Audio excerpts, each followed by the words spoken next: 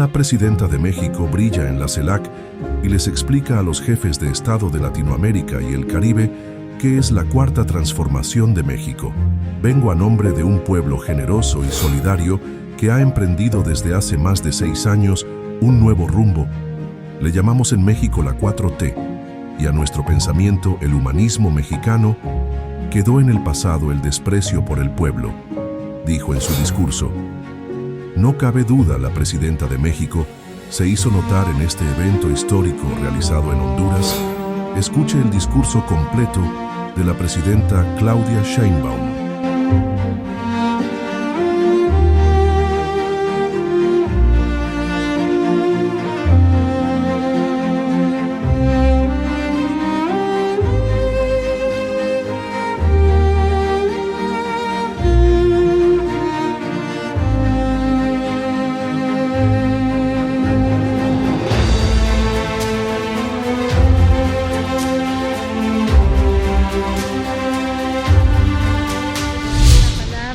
Presidenta de los Estados Unidos Mexicanos, la señora Claudia Sheinbaum Pardo. Muchas gracias, querida presidenta de la República de Honduras, Xiomara Castro Sarmiento, presidenta pro tempore de la Comunidad de Estados Latinoamericanos y Caribeños.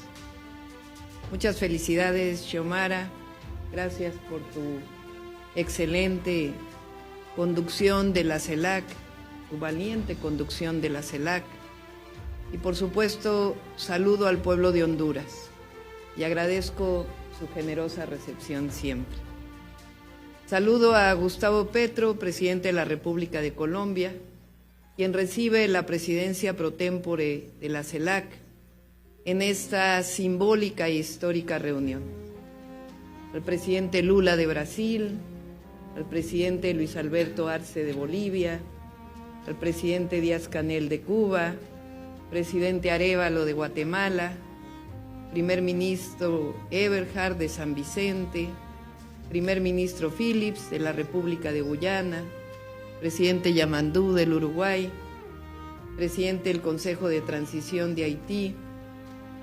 Muchas gracias por escucharnos y gracias, Xiomara, por esta convocatoria. Vengo a nombre de un pueblo generoso y solidario y emprendido desde hace más de 6 años un nuevo rumbo. Le llamamos en México la cuarta transformación de la vida pública y a nuestro pensamiento el humanismo mexicano. Todos los días construimos derechos para el pueblo de México que le fueron arrebatados durante el periodo neoliberal. Nuestro sustento, 2 pilares: la magia y la sabiduría de los pueblos originarios que forjaron civilizaciones gloriosas mucho antes de la invasión española, y el otro, la fecunda historia política de un pueblo con héroes y heroínas extraordinarios que construyeron un país libre, independiente y soberano, y cada día más próspero. Los héroes y heroínas de México, junto con muchos de América Latina y el Caribe, lucharon por la independencia, pero también por la justicia. Hemos logrado separar en México el poder económico del poder político. Quedó en el pasado el desprecio por el pueblo, y hoy se edifica con democracia e igualdad una nueva era que tiene como base la máxima de la prosperidad compartida, o como decimos en México, por el bien de todos, primero los pobres. Frase que debe dimensionarse de México al mundo a nivel planetario. Por el bien de todos, primero los pobres. Hoy, después de 15 años del primer encuentro de esta comunidad, nos encontramos en un escenario internacional muy distinto. Son momentos de cambios profundos en el comercio mundial que afectan a nuestros países. Cada uno de nosotros, con legitimidad, busca lo mejor para sus pueblos y sus naciones.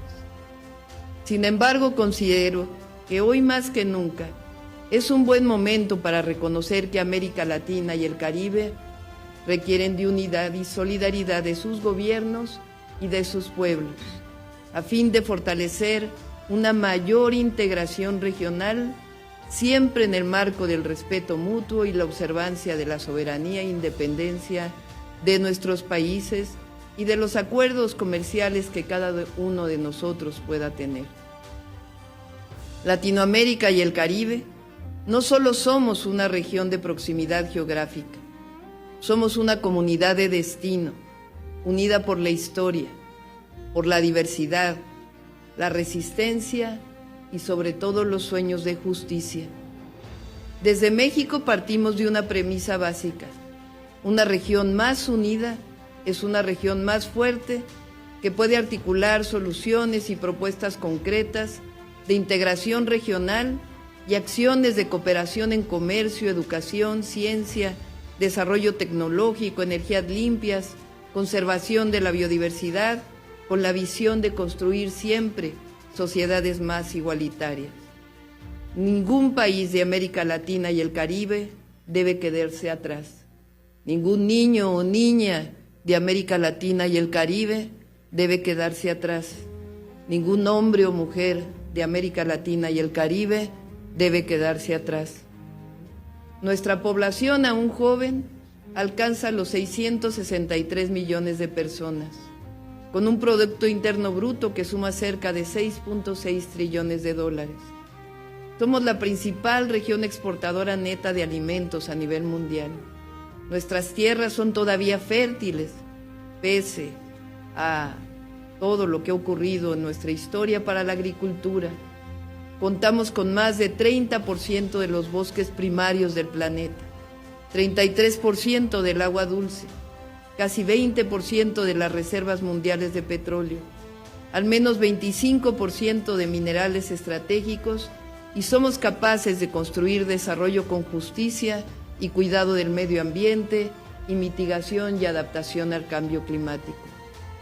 Ejemplos de cooperación e integración regional sin debilitamiento, sino complementándonos, son muchos. Menciono algunos: la autosuficiencia alimentaria, que promueve el comercio de productos agropecuarios complementarios; la seguridad energética; la consolidación de un plan de autosuficiencia sanitaria, que incluye una plataforma de agencias reguladoras que facilite la producción y reconocimiento mutuo de medicamentos fabricados en la región; las cadenas de suministro de equipamiento médico entre nuestros países. La complementariedad a través de acuerdos comerciales es una opción viable, real y posible. La colaboración científica y el desarrollo tecnológico también. Por eso, el día de hoy tengo una propuesta para ustedes. Les invito que la CELAC convoque a una cumbre por el bienestar económico de América Latina y el Caribe, para hacer realidad una mayor integración económica regional sobre la base de la prosperidad compartida y el respeto a nuestras soberanías.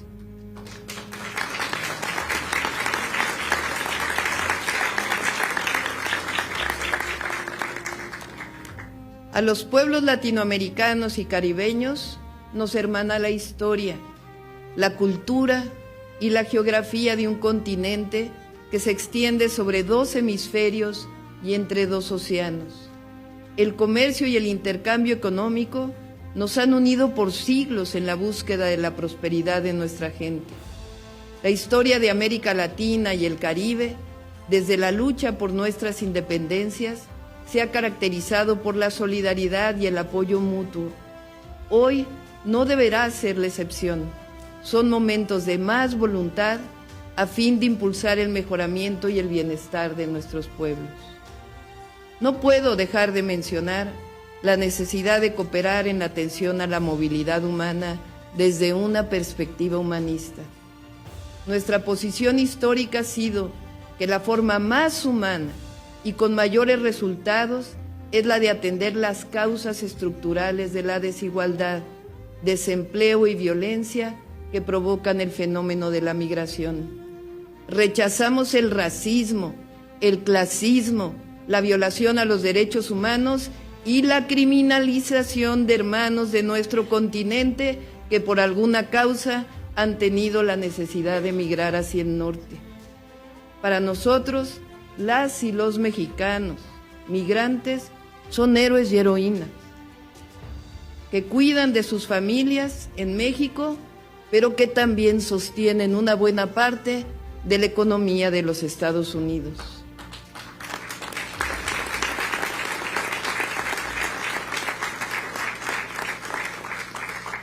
También es menester decirlo fuerte y claro.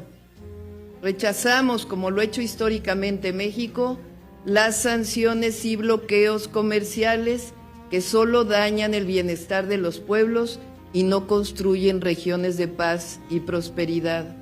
No al bloqueo a Cuba, no al bloqueo a Venezuela.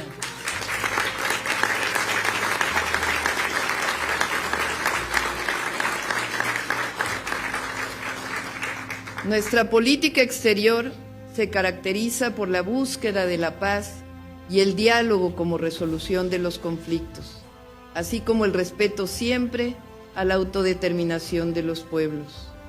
Apoyamos la convocatoria para la realización de una reunión dedicada a la construcción de la paz en Haití. Jefas y jefes de Estado, representantes de gobiernos y de estados, como la primera mujer presidenta de México, un país extraordinario, con un pueblo glorioso, les comparto que en México hemos aprendido que frente a la adversidad siempre la esperanza, y la esperanza hoy es la unidad. Que viva América Latina y el Caribe.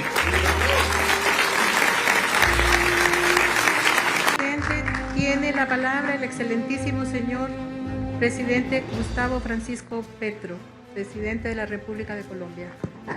Bien, un saludo a la excelentísima presidenta constitucional de la República de Honduras, señora Iris Xiomara Castro Sarmiento, y a todos los jefes y jefas de Estado, presidentes, primeros ministros, cancilleres y embajadores de los países que integran la comunidad de Estados latinoamericanos y el Caribe, y en general a todas las personas que nos escuchan a través de los medios de comunicación y en la transmisión directa.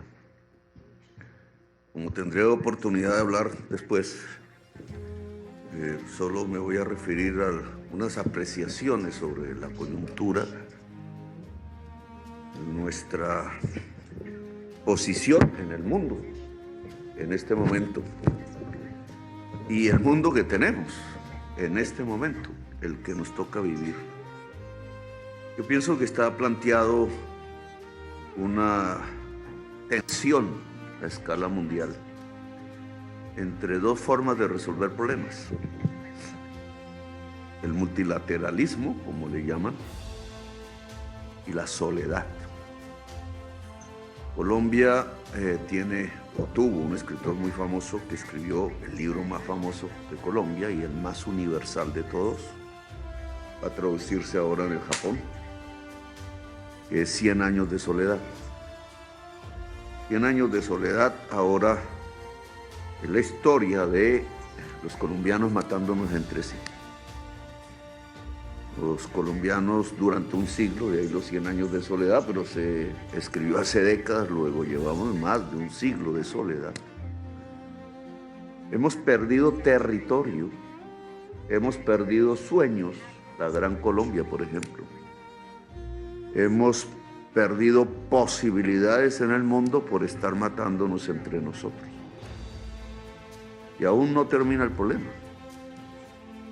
Y si yo amplío esto ahora a escala mundial, diría que hay cierta tendencia, cierta corriente a buscar que nos matemos entre todos y que vivamos un siglo de soledad como humanidad, porque en ese siglo, el siglo latinoamericano de la soledad, el siglo europeo de la soledad, el siglo africano de la soledad, el siglo chino de la soledad, porque se ha puesto eso sobre la mesa, no es más sino para preservar un poder que ya no le hace bien a la humanidad. que le hiciese bien a la humanidad no era necesaria la soledad, era necesaria más bien la multilateralidad, que es como hasta ahora nos hemos venido entendiendo, mal que bien. Multilateralidad hace referencia a lo común. La soledad hace referencia a que no tenemos problemas comunes, que cada cual se defienda. Una especie de neoliberalismo, pero ya extralimitado del mercado puro y de la sociedad simple hacia el conjunto de la humanidad. Compitan, defiéndase como puedan, no se junten. Resulta que esto es completamente irracional y por fuera de la especie humana. La especie humana en su historia, en lo que sabemos, solo ha podido sobrevivir en este planeta ayudándose.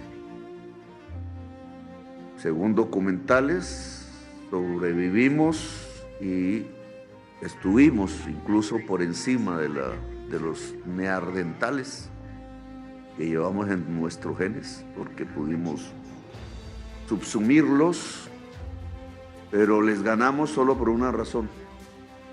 Ellos andaban solitarios y nosotros en manada, en gavilla, como dicen en mi tierra.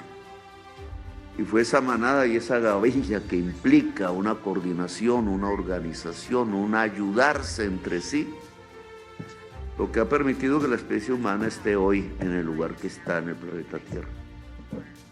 La invitación de hoy es a que olvidemos eso, la memoria de 1 millón de años, que está metida dentro de nuestro disco duro cerebral, y que nos comportemos como los neandertales, es decir, que cada cual vaya por su lado y veremos qué pasa. Cada uno por su lado no tendrá más opción que extinguirse. Algún grupo sobrevivirá, el más poderoso y el que más se junta, quizás. Entonces, en esta tensión entre multilateralismo y soledad que se ha lanzado como consigna en el mundo, lo económico es apenas una expresión, no más. ¿Cómo respondemos en América Latina? Y yo creo que, y en el Caribe, yo creo que esta primera reunión, primera en el mundo, de Estados, después de lanzarse la consigna de la destrucción del multilateralismo, pues es importante y bien que ese faro empiece a prenderse en el conjunto de la humanidad desde América Latina y el Caribe. El Caribe siempre lo he pensado como un faro. Y la juntura del Mediterráneo con el Caribe hace 5 siglos, pues amplió aún más el faro. No es solamente el espacio de huracanes, lo diré más tarde, el mar, sino es el espacio de huracanes de las ideas, del arte, de la revolución.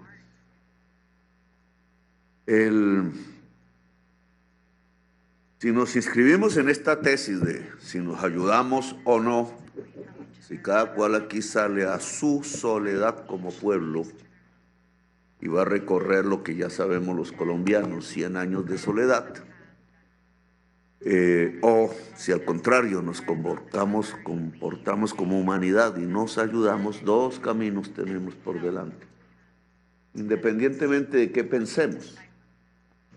Si derechas, si izquierdas, si progresismo, si atrasos, si otras cosas nuevas, si religiones o no.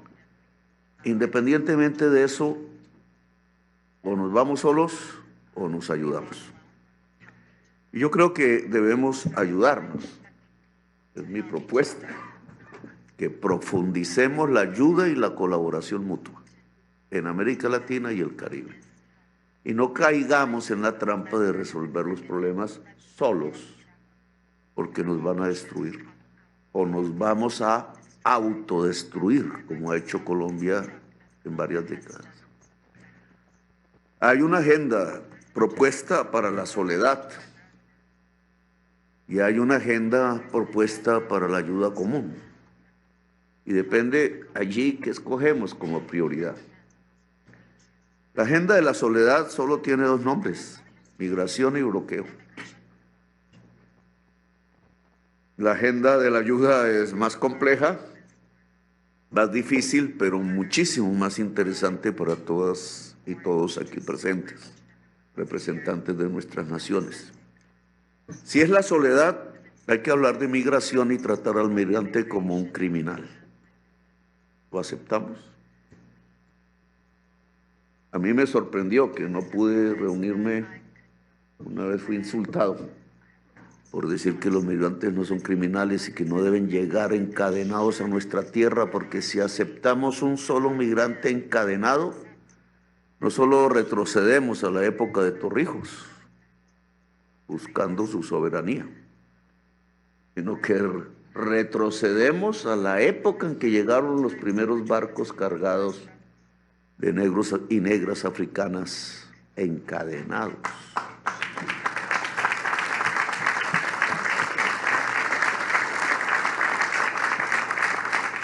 La soledad son las cadenas, podemos aceptarlas y ponérnoslas nosotros mismos.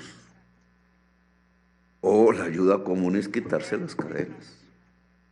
Por tanto, yo pienso que no se puede aceptar ningún espacio de discusión sobre migración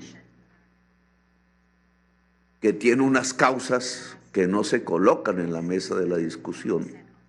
Las causas no son más sino pobreza. ¿Qué más? Una diferencia social entre el norte y el sur, y no solo en el continente americano, también en el resto del mundo.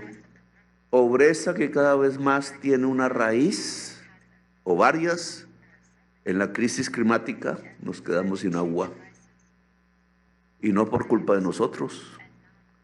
Nos estamos quedando sin agua como el canal de Panamá por la codicia y el exagerado consumo basado en CO2, en carbono, de los ricos del norte.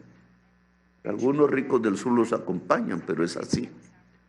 La desigualdad social es una desigualdad de carbono, y el carbono en la atmósfera puede matar a los ricos y a los pobres. La migración es apenas la consecuencia de esa desigualdad geográfica, del efecto de la crisis climática en el territorio. Lo solucionamos poniendo cadenas, llevando la población migrante al Salvador, a unas cárceles para criminales. No critico, tengo mi opinión personal sobre si esas cárceles deberían estar o no estar, pero lo que sí critico es que no puede llegar ningún migrante a una cárcel de esas, porque sería tratado como criminal y como esclavo, y no lo es un ser humano. Y América Latina no puede bajar la bandera de la dignidad humana. La dignidad humana, o qué fue lo que nos hizo nacer como repúblicas, que ninguno de nosotros es monarquía. Si olvidamos esa fase, que es la misma de la historia de los Estados Unidos, excepto Canadá, pues olvidamos lo que significa el concepto mismo de la dignidad humana. Luego, la discusión de la migración no puede ser en soledad, en mi opinión. Tiene que ser colectiva, común, tiene que estar en la agenda de la ayuda y la colaboración, no en la agenda de la soledad. Y podría tener mejores resultados, incluso multilaterales. El otro son las drogas. La agenda de la soledad solo habla de migración y drogas, sustancias peligrosas, entre comillas, que dictamina las Naciones Unidas y cambia en el tiempo. Y también aquí tenemos un problema común, porque las sustancias prohibidas antaño tenían una fuente geográfica, de ahí la soledad y los 100 años de soledad de Colombia. ¿Qué era Colombia? Y nos volvimos famosos desde hace 50 años por ese hecho. Pero hoy no es así. Hoy cualquier captura que hagamos en Colombia de algún capo es italiano, es croata, es albanés, es francés, es norteamericano, es alemán, es mexicano, es argentino, es uruguayo, es ecuatoriano, etcétera. La guerra contra las drogas ya no es un problema de soledad de Colombia. es un problema multinacional, planetario, tiene que ver con el capitalismo y el mercado, pero no auscultamos las causas, sino que simplemente echamos venenos y encerramos campesinos y jóvenes en las cárceles, más en el norte que en el sur. Uno tendría que preguntarse algo simple. Los que nos ordenan poner gente presa por hacer cocaína andan borrachos de whisky. Y entonces la pregunta que uno tendría que hacerse es, ¿qué es más peligroso, el alcohol o la cocaína? Y no tendría que hacerse uno la pregunta desde el punto de vista ético, sino de la ciencia.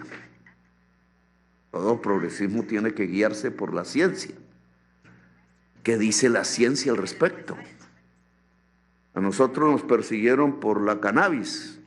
Mucha gente ha muerto y muere por la cannabis en Colombia. Y uno sale trabado si camina a Wall Street. Huele por todas partes. Y entonces, ¿por qué nos hicieron matar por el cannabis a nosotros, los colombianos?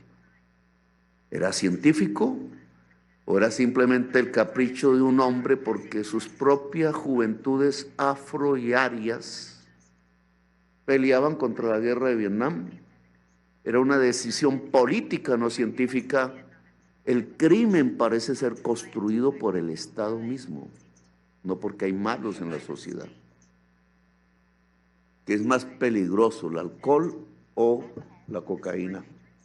Pues pareciera que hay una diferencia geográfica, no científica. Lo legal es la droga que se produce en el norte. Lo ilegal es la droga que se produce en el sur. No es un problema de protección a los niños y a las niñas, porque si no el dinero que se usa en las cárceles se estaría usando en prevenir sus consumos, las drogas del norte y las drogas del sur. Hoy cualquiera te dice que el alcohol mata más que cualquier sustancia, pero es legal. Hoy te dice que la nicotina te mata más que cualquier otra sustancia, pero es legal. Y el fentanilo que se produjo fue en las fábricas de los Estados Unidos, hoy es la droga de la muerte y no se produce en el sur. ¿Seguimos dominados o hablamos? Bolivia tuvo por sus características la decisión de pelear dentro de Naciones Unidas en ¿cómo se llama eso? La Comisión de Sustancias Prohibidas. Y nosotros ahora la hemos seguido y hemos avanzado, no mucho. Hay simplemente una comisión de expertos para estudiar este problema. Pero ¿qué dice el conjunto de América Latina? Decir, los que se emborrachan con whisky nos vienen a encarcelar y a decir cómo es que puede ser una sociedad ética y libre. O planteamos la discusión con la ciencia, no con más, sino con la ciencia. Si no hubiera prohibición, no habría muertos en América Latina, y llevamos 1 millón y el problema es cada vez peor. No estaría Haití destruyéndose como se está destruyendo en este momento. Y nuestros estados no estarían rodeados, si es que no infiltrados, por los dineros sucios del narcotráfico, que están destruyendo como quizás ninguno, quizás hacen más daño que los generales, aquellos de las dictaduras que decían gorilas. Hace más daño los narcos con su dinero, destruyendo la democracia de cada uno de nuestros estados y traspasando el poder de la sociedad misma hacia las mafias internacionales, a las que ya muchos están subordinados. Esta es una agenda de 1 millón de muertos, quizás más. ¿Cuántos millones de migrantes tratados como criminales? ¿Cuánta gente que se empieza a enviar como si fueran criminales? ¿Es lo que vamos a aceptar como diálogo? Que no es diálogo, es imposición. ¿O nos paramos como América Latina, izquierdas y derechas, y como queramos llamarnos, fuerzas sociales, etcétera, diversas. Y establecemos una agenda diferente que yo llamo la agenda multilateral. Porque en vez de hablar de sustancias prohibidas no hablamos de medicamentos para la vida? ¿Acaso cuando vivimos el COVID no nos dejó uno de los promedios de mortalidad por COVID más altos del planeta? No nos sirvieron los sistemas, ni el norteamericano sirvió. Simplemente nos vendieron las vacunas tardíamente. Cuba fue el único país en ese momento que se vacunó con su vacuna. Nos dio un ejemplo. Hablar de esto pareciera ser satánico, pero Cuba nos dio el ejemplo de cómo debe hacerse. ¿Por qué no lo hacemos a escala latinoamericana? ¿Por qué no nos ligamos en vez de la muerte a la vida? Y podríamos hablar de muchos otros temas. ¿Acaso las energías limpias no son nuestro poder? Yo le decía a Biden, yo no creo que tenga la oportunidad de decirle a Trump, que dice taladrar, taladrar y taladrar. Si aquí está el poder, que hay en América del Sur hay 1.500 gigas de potencial de energías limpias, y la energía fósil de Estados Unidos implica un potencial de 1.200 gigas, un potencial no, una realidad de 1.200 gigas, 1.500, 1.200. Podríamos descarbonizar la matriz energética de los Estados Unidos si quisieran. Y eso sería detener la mitad del problema de la crisis climática del mundo. Nosotros, los aquí sentados. Y obviamente implicaría inversiones de 500.000 millones, dicen, de dólares. Y eso sería progreso en América del Sur. Y necesitaríamos unas redes de energía eléctrica hacia el norte. Como Europa se articuló alrededor del carbón, nosotros alrededor de la energía limpia. Pero Estados Unidos tendría un avance sustancial y no perdería su carrera con China si diera este salto. En vez de meter la cabeza económica dentro, como el avestruz, dentro de los pozos de petróleo y gas, que es lo que quiere hoy, simplemente abrazarnos entre nosotros en América y hablar de América de verdad, América grande, como dice. Es que la América grande no se puede construir ellos allá solos y nosotros aquí solos. Con todas nuestras diferencias nos toca es abrazarnos y ayudarnos. Esa también es una agenda multilateral americana.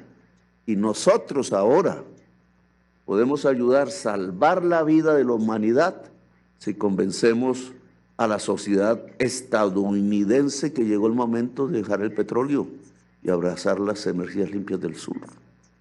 Y ganaríamos todos en términos de vida y en términos de progreso económico. Y podríamos hablar de otros temas como la fibra óptica y la inteligencia artificial. ¿Quién va a ser el dueño de la nube? Que no es más sino el conocimiento acumulado histórico de toda la humanidad. Nuestro bien común esencial fuera del planeta, que no es tan bien común nuestro, pero tenemos que cuidarlo. ¿Qué es si no es el pensamiento humano? La inteligencia, que es lo que nos ha hecho progresar como humanidad, entre comillas, si no es el pensamiento, el conocimiento, que no es en soledad como Newton, sino que es en colectivo. El conocimiento humano es la expresión de los cerebros humanos trabajando en colectivo, no en solitario, aunque haya momentos de soledad. Y entonces esa nube, ¿para quién es? Para Musk, como se llame. Para el dueño de Facebook.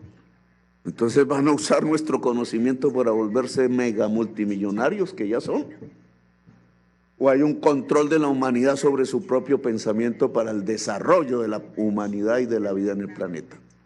Y eso son normas. Esas son regulaciones, esa es una manera de construir que no podemos hacer más sino en colectivo. Y no es el señor Elon el que va a definirlo, no puede ser, él no es representante de la humanidad. ni del África, ni de los países árabes, ni del Asia, ni de América Latina, ni de Europa, ni de su propia sociedad estadounidense. Aquí tiene que haber democracia en la decisión de cómo se usa el pensamiento humano en lo que ahora se llama la inteligencia artificial. La inteligencia artificial es la inteligencia humana, solo que manejada en una nueva tecnología y transmitida por la fibra óptica. ¿Cómo es el mapa de la fibra óptica en América Latina y el Caribe? Si nosotros no tenemos esas nuevas autopistas que tienen velocidad a la luz del pensamiento y el conocimiento, no estamos integrados. Ya, aunque hay que hacer ferrocarriles, no es el ferrocarril. Ya, aunque hay que hacer carreteras, no es la carretera, no es el avión. Es la fibra óptica. Y entonces, ¿cómo estamos construyéndola colectivamente entre nosotros, los latinoamericanos y los caribeños? Yo soy caribeño y latinoamericano al mismo tiempo. Mi amigo Ralph me enseñó a hacerlo. Latinoamericanos y caribeños como el pueblo garífuna, del cual me gustaría que hiciéramos un congreso para resolver los problemas con Nicaragua en San Andrés y Providencia, que es nuestra tierra garífuna. Y no sigo por acá porque tengo que hablar ahora y me daño yo mismo mi discurso, Presidenta Castro, pero me parece que nosotros debemos escoger la agenda multilateral de la ayuda común y no la agenda de los 100 años de soledad de América Latina y el Caribe. Gracias por haberme escuchado, muy amable. Gracias, presidente Petro.